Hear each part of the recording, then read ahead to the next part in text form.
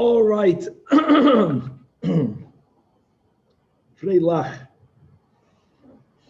With the help of Hashem, we are learning PESACHIM Daf Nun Zayin.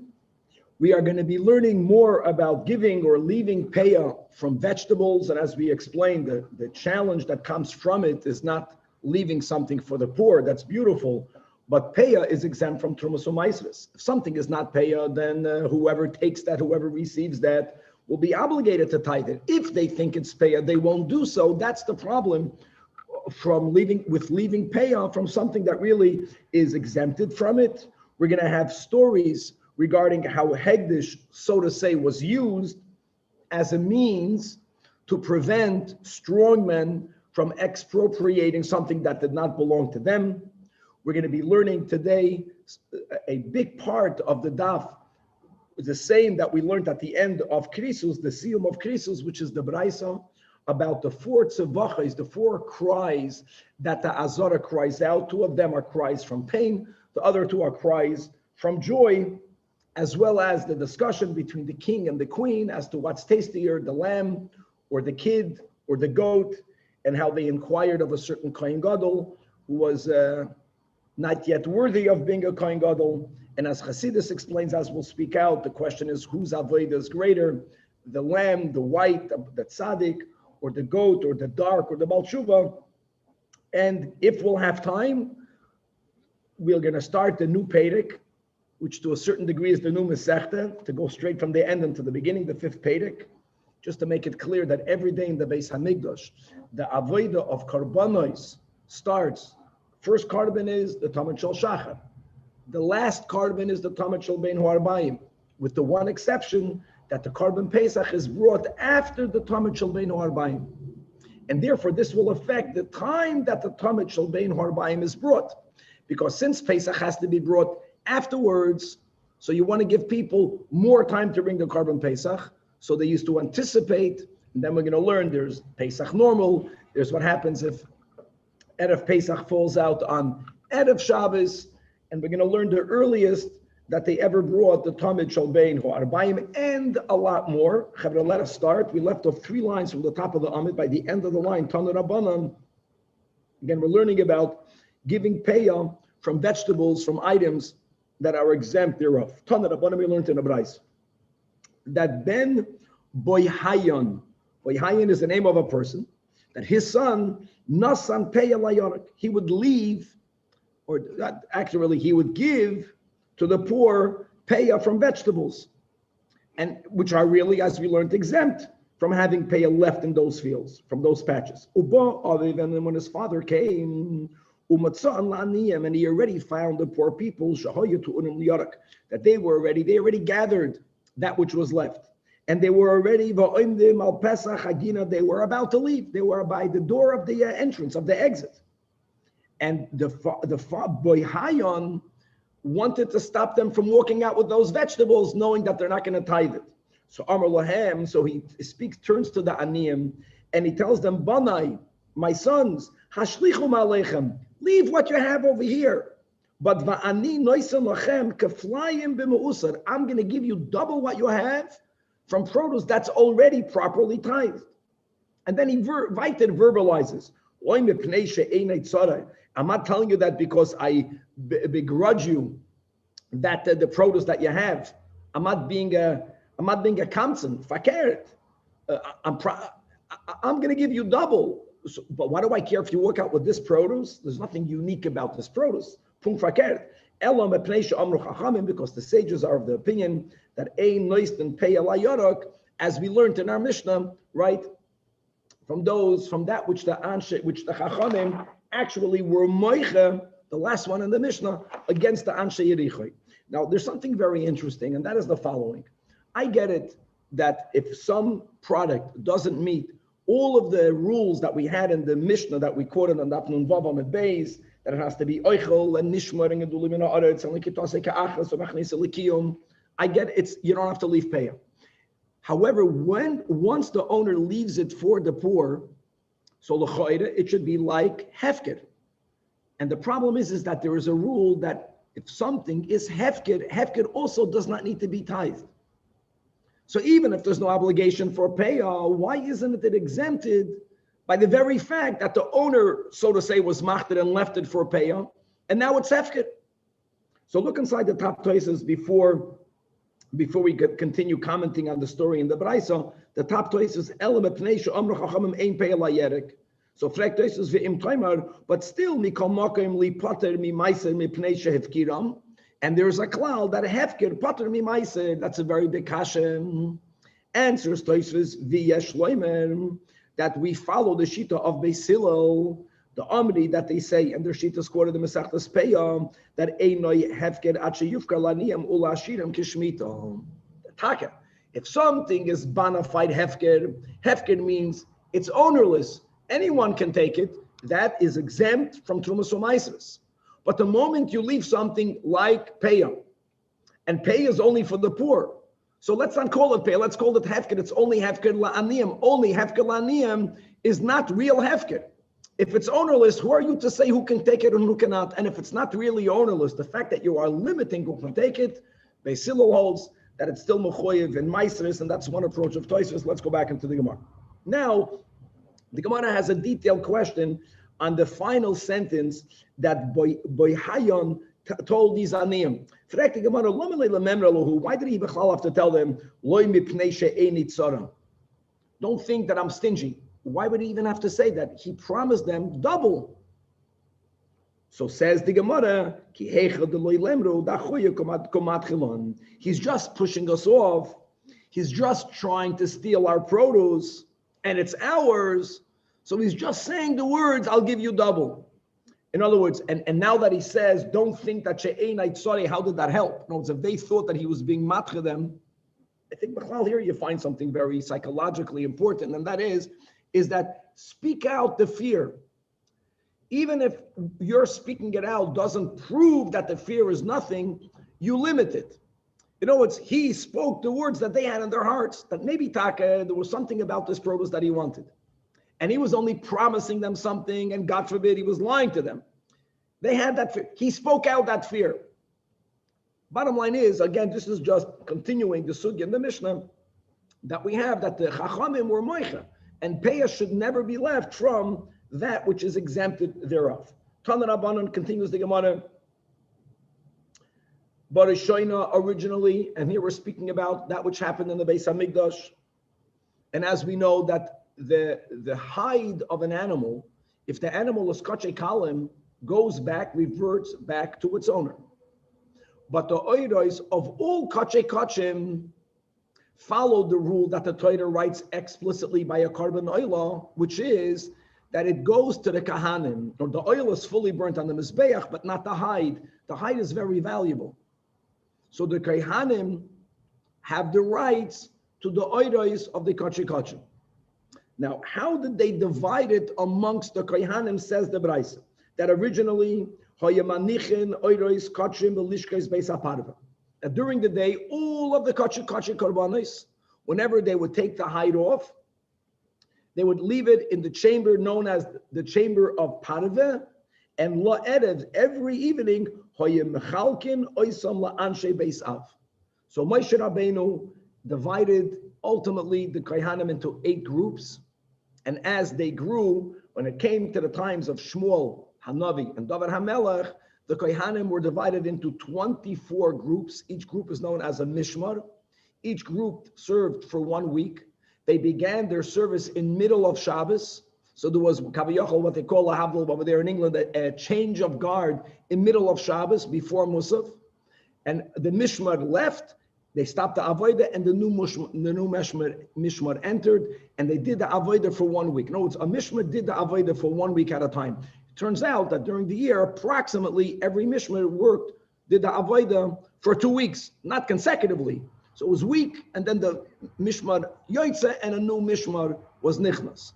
Furthermore, as these families grew, and more kahanim belonged to each of these mishmaros, we did not decide to divide the mishmaris into more groups. We left the 24, but every mishmar was divided into 6 subcategories. Every subcategory was called the Beis Av.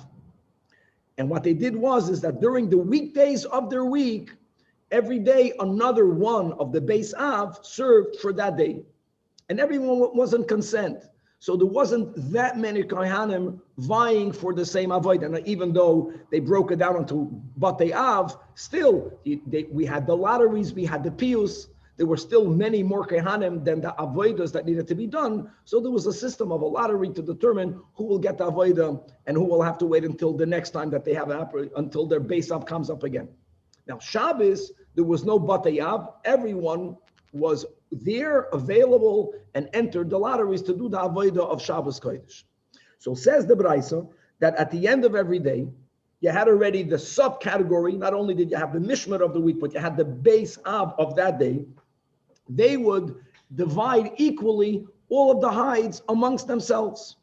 However, and that's the fairest way, but during the times of the second Beis Hamikdash, when there was a tragic corruption that entered the Holy Temple, and there were people that we call them strong men, Bekoyach, they took more than their share, and the division was not being done properly. So Hiskinu, the first reaction was shiur machalkin oisami erev Shabbos la erev Shabbos. They felt instead of dividing the hides every day, they would allow the hides to accumulate in Lishkas Beis HaParva, and they would divide it only erev Shabbos. What's the advantage of dividing it once a week? The asyan kulhu mishmarais v'shaklam bahadadi. That the thinking was that since the entire mishmar would be there, sometimes when there's many people, there will be, so to say, more good people than Bal Yisroya, and the Bal Yisroya will feel intimidated and they're not going to take it.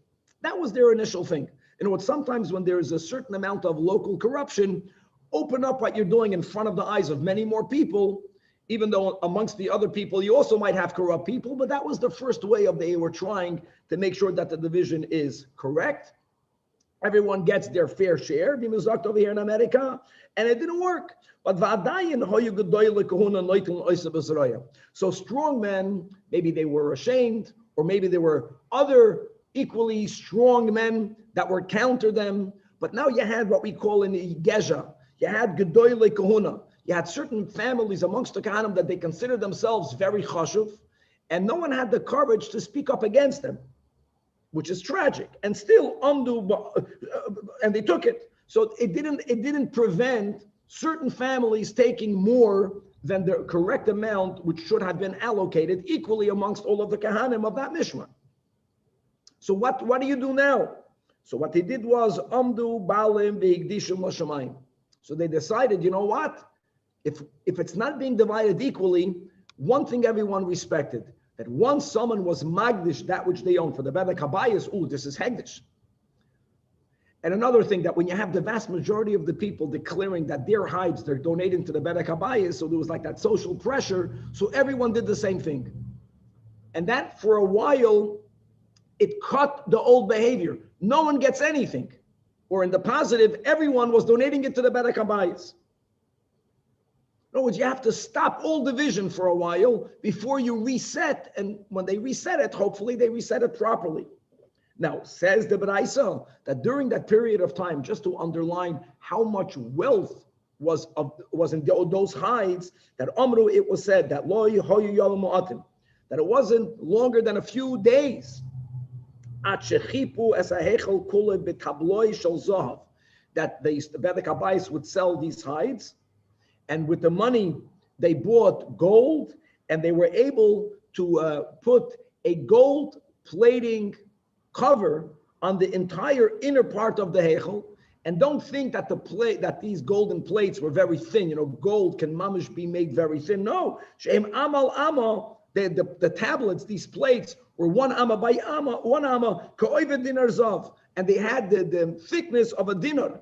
In other words, that they were able to buy a tremendous amount of gold, and they beautified the inner heichel. So a double thing, they stopped the corruption. Now, no one got their hides, but God got the hides, and it tremendously beautified the temple. Maybe there's an inner meaning over here, is that when you take away corruption, this is the way we beautify the heichel of Hashem. And since there was such a beautiful addition in the Beis Hamikdash, so as we learned in Kachim, that during Yom Tov they would bring out the shulchan, They would bring it out close enough for people to be able to see the miracle that the lechem apanim breads were smoking hot. So similarly, uleregel an Yom Tov hayim mekalfin oisan, they would peel off, they would take off, they were inserted on the walls and the inner walls of the heichel in a way that they were removable.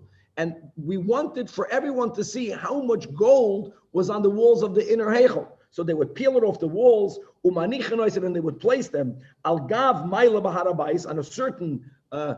Actually, we know where that was. There was a certain high area in between the Ezras Nashim and the Ezras Anoshim. And as we will learn in Talmud, that the Beis HaMikdash was built not on a flat area, but it was on an incline.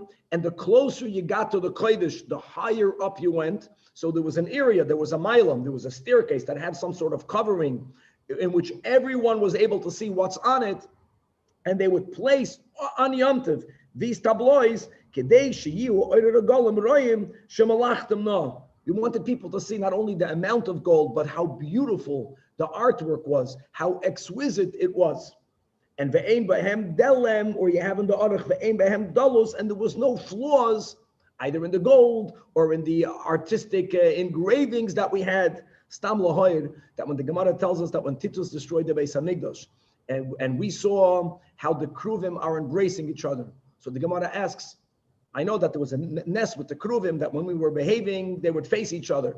When we were not behaving, they would face away from each other. But how did that happen when Titus destroyed the Beis HaMikdash? We're going to learn this in Shkolim, the next Masechta, that already Yoshiyahu HaMelech hid the Luchais. The Luchais was not in the Kodesh HaKadoshim above the ground during the times of Vayesheni. So what Kruvim were embracing each other? One approach the Gemara gives is that the side of the Kruvim that were standalone, so to say, hammered out Kruvim above the Kapairas, we engraved the images of the Kruvim in these tablaos. And as you see over here, they were removables, which means that the Romans, when they destroyed the Beis HaMikdash, they plundered the Beis HaMikdash and they took out these tabloids, and we saw how in the tabloids the same ness happened, that the Kruvim that were engraved in them, everything, they were mirroring the Kruvim inside the Kodesh HaKodshim. And just to make it clear that the Shitas Rabbeinu, that Rebbe explains that when Shlomo HaMelech built a chamber above the ground, beneath the grounds, in which to hide the Aron HaKodesh, the Rebbe explains that that chamber is part of the Beis HaMikdash. It's not stam a chamber to hide it. It had the Kedusha of the Kodesh HaKodshim. In other words, that the Beis HaMikdash was never fully destroyed, because the innermost, the deepest Kodesh HaKadoshim is still intact, and the Luchas is there. Similarly, that the Pintel Yid of the Yid can never get affected, no matter how far we go, but there's some core of us that stays pure, which is Gavaldik. Okay, so now that we related the story about we used Hegdish as a way to stop others to wrongfully expropriate that which does not belong to them, we're going to have a similar story, another story. Tana we learned in another Brais. Abba Shol Oymen. Koirois shall shikma hoya beirichai. Also, all of this, as you see, will come back to the Shisha Devarim of the Anshe Yerichai, and from the first three that the Mishnah mentioned. No, this is from the latter three. From the latter three that the Chachamim made a macha against was that the Anshe Yerichai used the Gamziois Shal Hegdish. They used the branches after those sycamore trees or the carob trees were pruned, even though the trees belonged to Hegdish. The Anshe Yerichai used those additional growths for the personal use. And the Chachamim made a macha. Now we're going to learn how all that came about. So Abba Shol says that Koiroi Shal Shikma Haya Beirichai, that you had beams, or you had the trunks of sycamore that were in Yerichai, v'haya balei zeroyis noiklin oisam bezurayam. Now, before it was Hegdish, this had tremendous value, and there was corruption there. People were stealing it. They were misappropriating it. They were taking it. It wasn't theirs. So, what is the solution? Here we see that everyone respects Hegdish. So, when there was a certain amount of theft going on with those koirei shel shikma, amdu ba'alim v'higdishu l'shamayim, and like this, no one will touch it. And Aliyah v'al kayoytze b'hem Amar Abba Shol ben Batnis, in the name of Abba Yosef ben Chanin, because of these moments where amongst the Jewish people there was a certain amount of corruption. Regarding this was the following statement made Oilimi beis baisois. Woe is it to me? Because of the house of Baisois was one of the Kahanim Gedolim. We're going to learn this in Yuma also, that during the times of the second Beis HaMikdash, aside of two big exceptions, like Shimon HaTzadik and Yochanan Kohen Gadol. Shimon HaTzadik served for 40 years. Yochanan Kohen Gadol served for 80 years. And sadly, even he at the end became corrupt. Aside of that, there were almost 300 Kahanim Gedolim. And Bechlal, the Bayesheni only stood for 420. So now that we already counted 40 and 80, so there's really only 300 years left. Yeah, the Gemara says that around every year, a Kohen Gadol per year, they were corrupted. And because of them entering the Kodesh HaKodshim during the Avodah, it's not that they all passed away while they were inside the Kodesh HaKodshim. That happened once or twice. And because of that, we'll learn they entered with a rope. So if they pass away inside, they will be schlepped out without anyone needing to enter. But they passed away during that year. So there was a family of Baisois, of Kahanim, and they were the ones that through corruption, they made sure that the head of the patriarch became the Kohen Gadol, but terrible things happened then. So we cried out, oily from the house of Baisois, and oily may Alasan, Rashi teaches Alasan, woe is it from their clubs. In other words, that they acted corruptly, and if people protested against them, they would beat the protesters. Oily mebeis Chanin, another household that was corrupt, the household of Chanin. And oily milichishasam. What they did was, when they wanted to destroy someone, they whispered, they gossiped, and they ruined someone's reputation. Oily mi beis karsois, another Kahanic family that were corrupt. This is all Bisman Bayesheni. And oily mi kul moison. Woe is it from what they did is that if they wanted to get rid of someone, they would write in Yiddish, it's called pashkevillen. Woe is it from their pens, from their quills, that they would bashmut someone in the papers. Now we'll see soon in a story that he, Yishmael ben Piyachi himself, who was the Kohen Gadol, he was a tzaddik. But sadly, even though he was a tzaddik, his family members were not. And what did they do? Again, their corruption was that they took things that did not belong to them. And if there was opposition, they used force to quash the opposition. What was their force? So we learned about alasan is sticks, clubs. We learned about lechisha. You can quash an opposition through verbally speaking negatively, falsely about them. You can write against them. And here's ma'agroifa. Agroifa means from their fists. No, it came down into physical. And what was the general corruption of these families? Again, even though Yishmael ben Piyachi himself was kosher, but his whole cabinet was not. Shehem kahanim gedolim. They were kahanim gedolim. And they made sure that their children should be the gizbarim, the treasurers. There was no checks and balances. They made sure that chasneim, that their son-in-law should be the amar kol, and they should be the officers. They made, in other words, they kept all of the power within their immediate family. That's called, I think, nepotism in English. And they were corrupt, and there was no one able to stop them. And ba'avdeim, and they had their servants, they would beat the people with sticks. The Marsha says like this, that Rashi teaches mei aloson, beis baisos, means clubs. He says it doesn't fit that the same Braisa is going to use at the end the word maklois.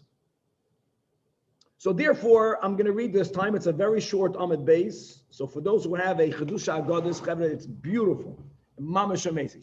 So we're learning Adrush now on this Gemara. So the Marsha says, he links our Braisa, Venira shezachar kan dalid bate kahuna gedoyla alpi mashakasu b'soif perek aleph nun stands for Elu Nemarim. Elu Nemarim, if you remember, is the 7th chapter of Soita. In Soita Daf Membeis, at the end of that perek on Amud Aleph, the Gemara says that there are dalid kitoy she'ein mekablan pnei ashchina. And what are the dalid kitoys? Kat leitzim. Leitzim means cynics. Kat chanafim, people that chanfa, how do you say chanif in English? They got the word in a second. They chanfa the other verbally. They falsely flattered the other. Kat shakranim, a group of liars, and kat mesapri lashon hara. Shavan shalahem bedibur alidei sinas chinam kimafura sham. Now, truth be told, says the Marsha, that there is another category of people that in the future will not have the merit of being Mekabel Pnei Ashchina, and that is Gasei Ruach. Oh, so the question there in Soita is, why didn't we count that as a 5th group? שגם הוא אינו מקבל פני השכינה. דרשינן בגבוי עיניים אויסי לא יוכל. Ella, so explains the Marsha that Gasei Ruach won't be Mekabel Pnei Ashchina because the Gasus Ruach is externalized through speech or through action. It's Mamash Chasidus. So you have Machshava Dibur Umaisa. So Gasus Ruach is like a sin of Machshava. It's an inner sin. For that, especially if it's coming from the Midos, that we learn in Tanya, you're not, of course we should, the whole Tanya is in order for us to have some control on our inner person, but the Gasus Ruach is the neshama of all the other four sins. So it's not a separate category, it's the underlying source of all four of them. Gasus Ruach is not done through Dibur. Oh. So now he explains, Gavaldig, and these are the Dalet Kitois.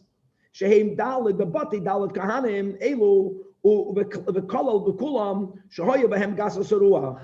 All of them had the common share of Gasus Ruach, but each one expressed it in one of the four that were mentioned that we just quoted from Elon Nemarim, and he makes the correlation. Uparat b'cholachat kadachas and v'amar oili mibeis baisois.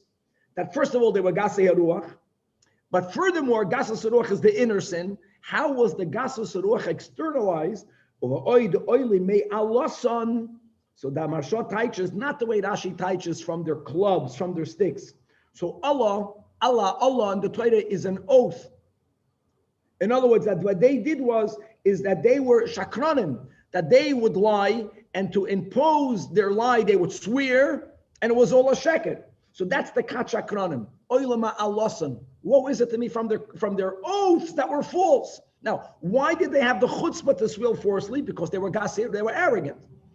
But their punishment was their arrogance. So it's a choiz gedrikt and the fact that they were saying shkarim b'shvur. The next one is beis chanin, also gasi aruach. But how did that express itself? Says the Marsha milichi shasan. That's the kat lashon hara gavaldik. When lashon hara is called a lachash, it fits. The next one was oilim beis kartois. So again, oilim beis kartois. That's the double expression. They were gasi aruach. But how did they express it? From kulmasan. So the Marsha teaches that the kulmasan means kat leitzim, because when they would write, not exactly write pashkevilim, they would write cynical things about the others. They would write litzonas about the others. They would paint, they would frame another that they were trying to subdue in a very derogatory way. That's called leitzim. And the final one here is oilim abeis yishmal, again from their gaiva, and v'oilim agroifam doesn't mean fist, it means false flattery, chanifa, and the Marsha brings rayas for that. So it's a beautiful, so he's correlating the siyum of Elonitis, of Elon Nemarim, of the 7th chapter in Soita to this Braisa over here. So these were the 4 general sins that were being practiced from the leadership, from the house of the Kohana Gedol. So speaking about that, Taner Rabbanan, second white line, that you should know, and guys, this is mamish the siyum of Krisus. Same thing, not only the Arba Tzavachos, but with all of the story that we'll have in a moment. The story of Yisachar Ish Kfar Bar Koi. Arba Tzavachos Tzavcha Azara. The Azara itself shouts out, cries out. Now it's important to note, as we'll see, that these are not all cries of pain. Crying can be of pain, crying can be of joy. No, there was a lot of good and a lot of the opposite of it during the ends of the times of the second Beis HaMikdash. Rishoina, the first cry began, we're going way back. I'm sorry, I'll go back to the second base, take it back. Rishoina is all the way in the beginning. Rishoina is before we built the first Beis HaMikdash. This is at the end of the time of Mishkan Shiloi. That Rishoina, Su'um Bikan B'nai Eli, the Azara itself cried out, get out of here, B'nai Eli. Chevra Shabbos, Daf Nun Hey. Remember, B'nai Eli is Pinchas and Chafni. And what did they do wrong? Shetimu Seichel Hashem. They defiled the Heichel of Hashem. Look inside the Rashi, 3 lines before the bottom of the Amid, Shetimu, and this is written, the words in Shmuel is Oi. It says, Asher Yishkavun Es Hanoshim. Mamash mashma, that they not only committed adultery with other men's wives, but they did it somewhere near the temple. That's the taich of the pasuk, and that's the whole Gemara in Shabbos Nun Hey. Remember, whoever says Davar HaMelech sin, the way it sounds, Eino Elotoya. One of the Reuven, Eino Elotoya. One of that was Bnei Eli. And the way the Gemara explained it is that not that Chas v'Shalom was as a grub, that they were Metama Heichal Hashem by sleeping with other people's wives.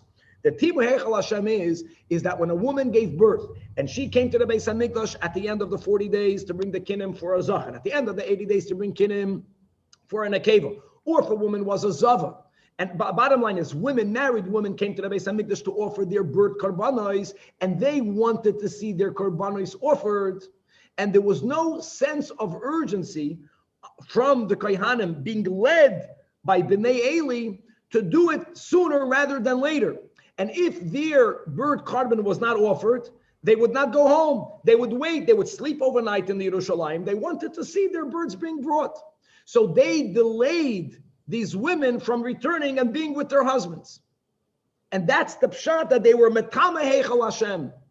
And this is a very important lesson. I hope we mentioned it when we learned Shabbos, is that the people who were taught, let's say, Maris, the Rabbanim, to whom shilas are asked, and their psak is going to determine whether a couple can be together, that there has to be a sense of urgency to respond to the couple and not delay the response. This was the sin of the Beren. They were older people. They forgot. A young couple gets married to have a shaila. Answer right away. So that and that was considered for the standards that Hashem wanted, for the high level of ethics that should be a practice in the Beis HaMikdash, that the Azara couldn't take it. And indeed, by Eli, the whole Kohona Gedolah left from Bnei Eli. We know that they don't have a long life. Right, Abai and Rava that were from Bnei Eli, the Gemara has to explain why they lived long. Imagine long was 40 or 60, that was long. So that was the first outcry. So again, there wasn't even what we call an azara. We had over there, we had the Koloim, we had a Pasha, the Mishkan Shiloi. The second time that there was a cry, and this is again a cry from pain, was the Azara itself cried, say Mikan Yisachar Ish Kfar Bar Koi. Again, a name of a Kohen Gadol. And what did he do wrong? Shemachabe des Atzmoi. That he, because of his honor that he gave to himself, he was Mechalol Kachei Shemayim. Now he was a Kohen Gadol during the times of the Chashmonaim. Chashmonaim themselves were really Kahanim. One of their failings is that they assumed the position of Malchus. Malchus should go to Beis David. And as we'll learn the story, that he got terribly punished for this. But what did he do wrong? To have a Korech Yidei B'Shiroi, that he felt that it's beneath his dignity to touch Kachim. Kachim is, meat and blood. And he was a Hoicha Fenster person. So he would wrap his right hand, with which you do the Avodah, with silk, nice gloves. And then he did the avodah. So in other words, he was machaber himself. He passed the avodah because now you have a chatzitza. But he also showed that he doesn't appreciate the kedusha of kachim. In other words, when a yid looks at kachim, we're not seeing meat and blood. We're seeing kachim. It's holy. So that was the two geshrayinishim that came from pain. Now, va'oid, everything is a balance. Va'oid tzavchu azara. On the other hand, there were tremendously good things that were happening. What did Azara cry out? So sha'aram noshechem. And v'yikoneis Yishmael ben Piyachi, who was during the times again of the second Beis HaMikdash, and we consider him Talmidei shel Pinchas. Now you get the link between one sugya and the other. All of this was brought in just to explain how were there trees in Yericho that were mugdash, and then they took their gamziyos. But now that we mentioned the other Braisa, and we actually said that we cried out, Oy li mi beis Yishmael ben Piyachi. So here the Gemara wants to bring this last Braisa to make it clear that the household of Yishmael ben Piyachi and their agroifon, whether it is like Rashi says, their fists, whether the way the Marsha says their chanifa, their false flattery, that was a failing of the family.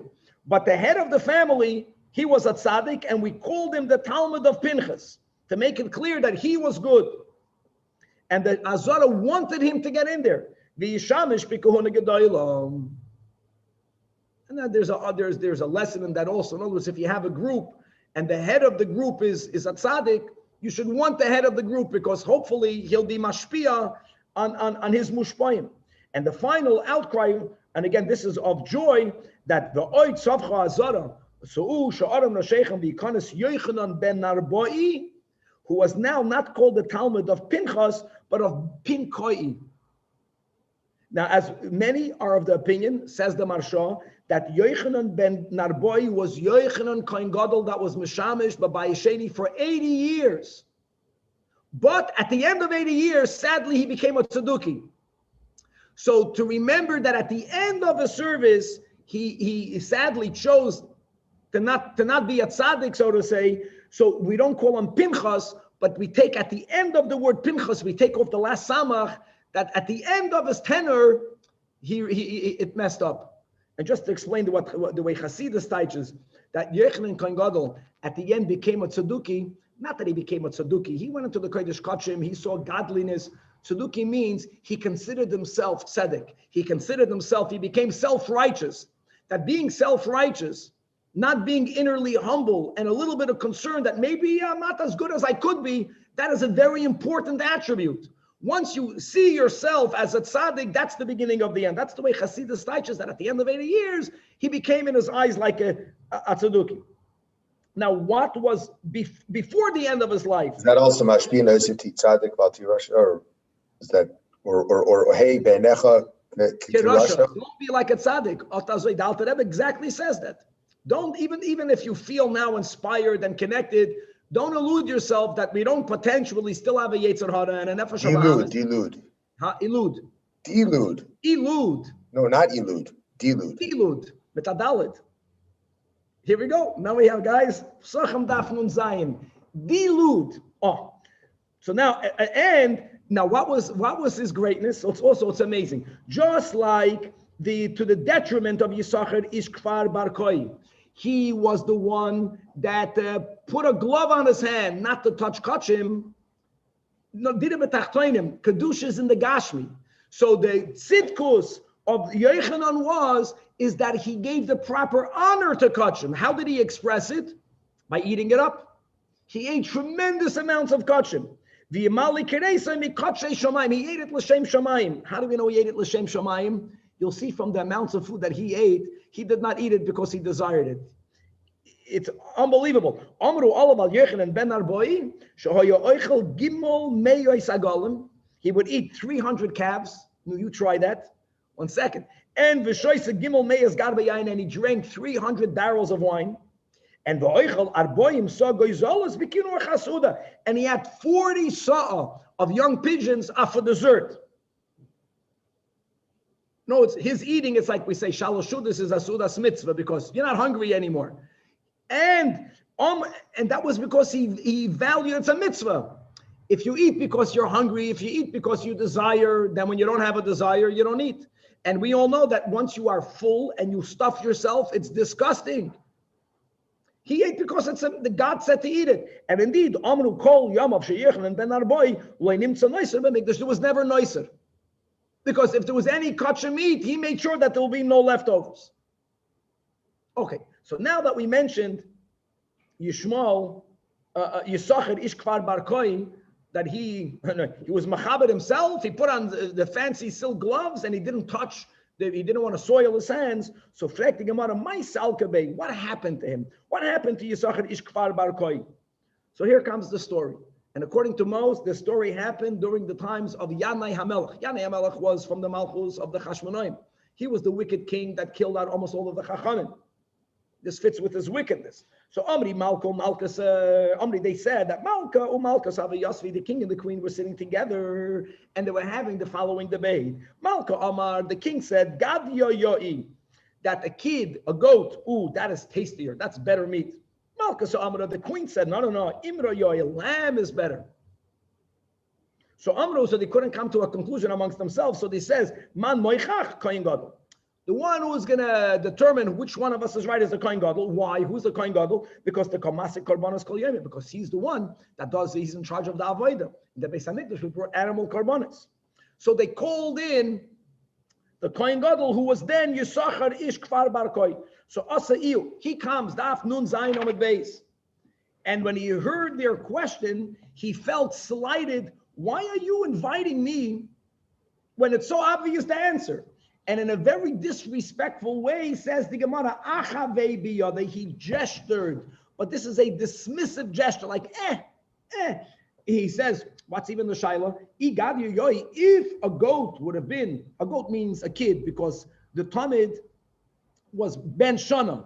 So when it's within the year, it's called a gadya, right? Chad gadya. If a kid would have been tastier than yisak l'semida, then let a kid be offered as a Talmud. And as we know that the Torah says the korban Talmud, the morning and the afternoon, has to be from a lamb. Interestingly, unlike korban Pesach, which can be both either a lamb or a kid, but not the korban Talmud. That was his response. Oh. So the Rebbe says regarding this whole story, we mentioned this in Krisus. What was their debate? Why did they bring in the Kohen Gadol? So the Rebbe quotes a Chazal and where we connect darkness to a kid. Because many times if we would be farmers, we would know that when you have a whole group of lambs that they follow, and lambs generally are white, they follow the dark kid. And the Rebbe explains these colors as to the tzaddik and the Baal Tshuva. The ones who are living in the light and the ones who are doing avodah with darkness. And the machlokes that the king and the queen was having is who is greater, who is closer. Like the Yoshev Oil, the person who's living in a world of light, and they're taka holy and great, or the Balesek, or the person that's out there in the world, and they have to face all of the darkness, and they might not be, so to say, on the greater level, but they are the ones doing the Avodas Habirurim. That was their machlokes. And they called the Kohen Gadol. And the Kohen Gadol says, no, for sure not the goat. For sure not the goat. Who's greater is the lamb. And he was wrong. Punkt fakir. That's the whole word of Hasidus. That the Yoshev Oil is nowhere near the Balesek. Because the kavanah is dira b'tachtonim. And yeah, we have to deal in the dark. And we have this throughout. There's so many layers to it. The way Hasidus explains the argument between Aaron and Miriam and Moshe Rabbeinu. Even in Torah itself, so you have the inner part of the Torah, which is the light, the lichtigkeit from the Torah. And then you have what we're learning, the nigla the Torah with all of the halachas. And that's dark. Because it's dealing with the world, it's dealing with darkness. There's kashas, there's teretz, there's challenging, it's difficult to understand. You don't see godliness in the nigla. So what should a person be occupied in more? Same achloikis. Some people say learn Hasidus the whole day, learn Kabbalah the whole day, learn in the light. Moshe Rabbeinu, when they complained to Moshe Rabbeinu that Isha Kushish, that he married a black woman, the way Hasidus teaches, first of all, that Zipoida was from Yisrael lived in Midian. Midian is not Africa. She was not Cushis. Cushis means that Moshe Rabbeinu throughout occupied himself primarily with the external part of the Torah, with the dark part of the Torah, with the Mishnayos of the Torah, with the Dinim that deal with the Asr and the Mutter, with the Tameh and the Tar. And that's the inner part of the story over here, that the Kohen Gadol, someone who thinks that only the tzaddik is greater, should not be the Kohen Gadol. Does not deserve to be the Kohen Gadol. He cannot properly inspire the people. He has to see the maila of those who are living in the dark, who are grappling with the dark. So back inside the Gemara. So he responded to the king disrespectfully. So Amar Malka, so the king says, he was not respectful to me. He dismissed me. Nifsakuli Yamine, may his right hand get cut off. Now, he was going to lose a hand, but he didn't want to lose his position of Kohuna Gedolah. The Kohen Gadol, as we learned together a lot, that the Ikar Avodah, V'lokach HaKohen, remember, V'lokach always means the right hand. So he was going to lose his hand, but he bribed the executioners of the king, cut off my left hand. Yav Shoichat, Upaske L'Smali.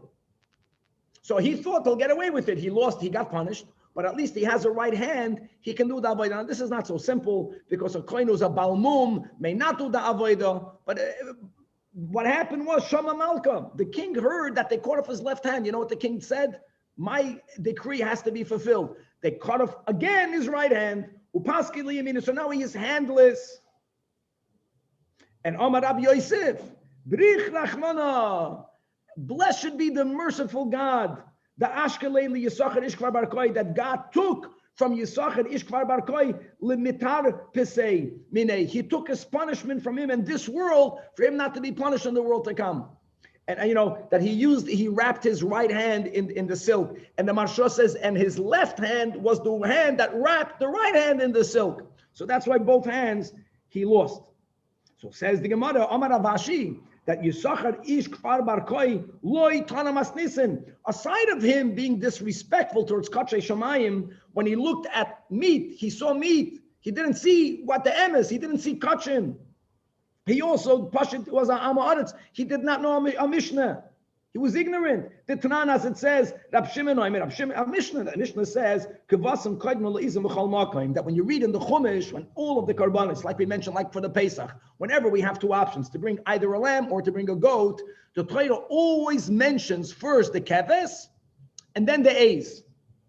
So says Rab Shimon, you would think, that why is it always ordered lamb before the goat? Because it's taka considered superior.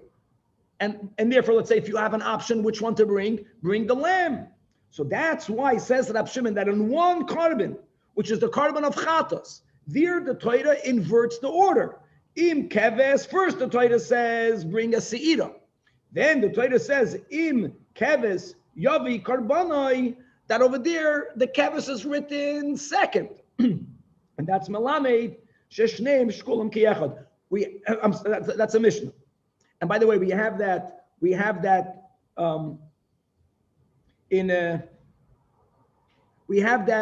Moshe and Aaron. No? That normally Moshe is written before Aaron, and the one time in Chumash that Aaron is written before Moshe, that's what Rashi says. Melamed sheshneim shekulam kiachad. Ravina says he didn't know a Mishnah. He also didn't even know a pasuk in Chumash. Mikranami loikara, as it says here. This pasuk is from the Korban Shlamim. Im keves. Im eis, im keves, im eis.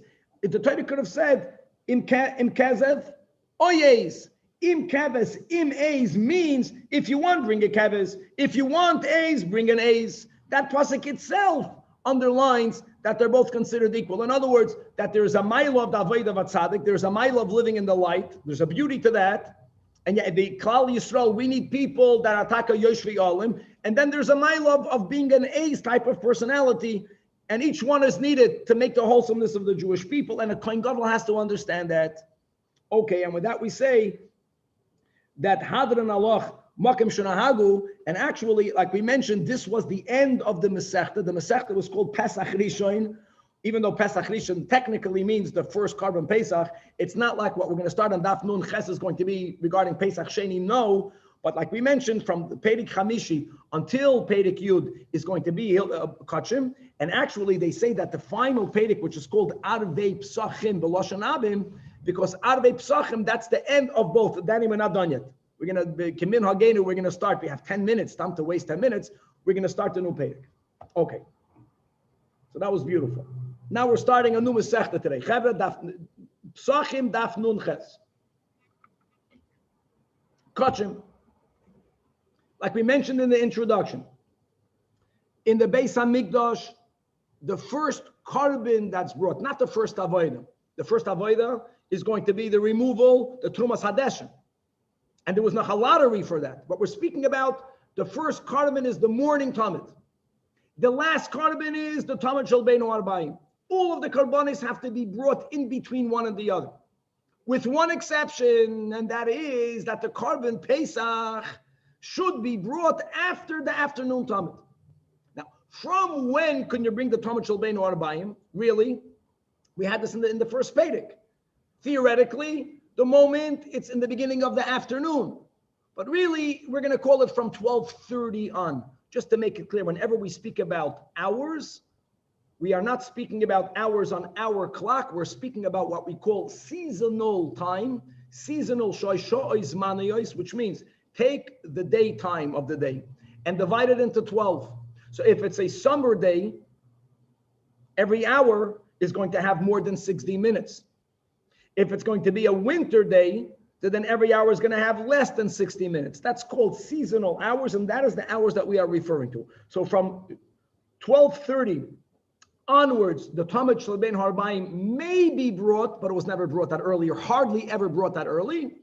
And says the Mishnah, let's start over here, Tamid Nishchat, that during the year, generally, when would the afternoon Talmud be brought? Not from when it may be brought, but the fact that it was brought b'shmoina u'mechza.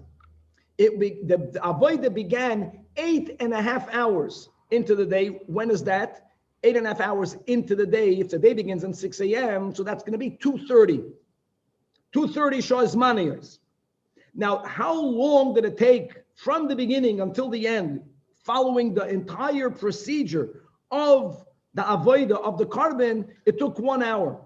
So you began in the beginning of the 8.5 hour from the morning, again from 2:30, v'karev, and it was burnt, which means it concluded 1 hour later, b'tisho merz. However, like we mentioned, since carbon Pesach is brought after the Talmud shel Beinu Arbayim, so ba'arvei PESACHIM, ba'erev Pesach, we brought the Talmud earlier by 1 hour, nishchat b'sheva u'merza, which would be 1:30, and therefore it was fully burnt. The avodah concluded v'karev b'shmaino u'merza. So now we would have more time to offer the carbon Pesach with all of the details that we'll learn soon. Now this, anticipating the Talmud shel Beinu Arbayim with 1 hour, is true whether Erev Pesach is a weekday, with one exception, whether Erev Pesach is on Shabbos, and mind you that carbon Pesach overrides Shabbos. As a rule, individual karbanos do not override Shabbos. Communal karbanos that have to be brought on a specific time do override Shabbos. Carbon Pesach, really, the Gemara has a doubt. The Gemara speaks out the doubt. On one hand, everyone has to bring it. But it's not a typical communal carbon where one animal is brought for all. Here, taka, it's not one animal per person. It has to be consumed until midnight. So you had a group that were registered on each carbon, but every group had one carbon. Nevertheless, we consider this a communal carbon, and it's doicha Shabbos.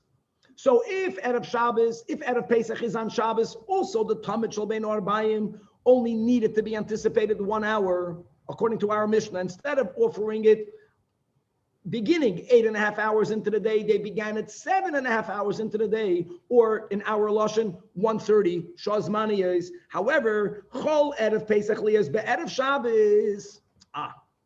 If Erev Pesach is on Erev Shabbos, now what changes? Erev Shabbos you can shecht. It's not even a Shabbos issue. Let me tell you the issue.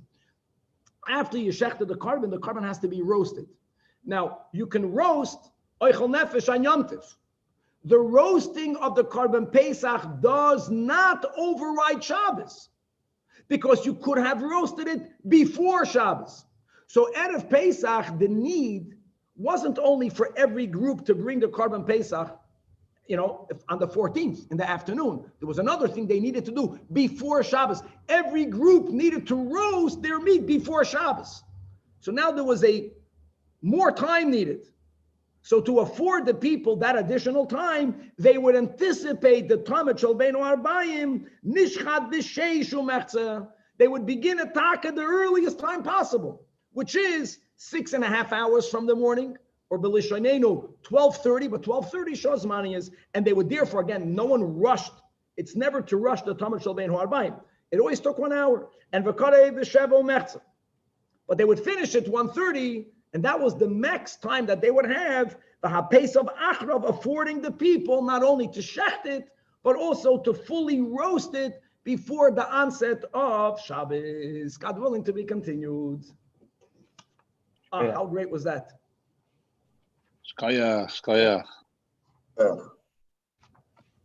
Thank you, Rabbi. I got that.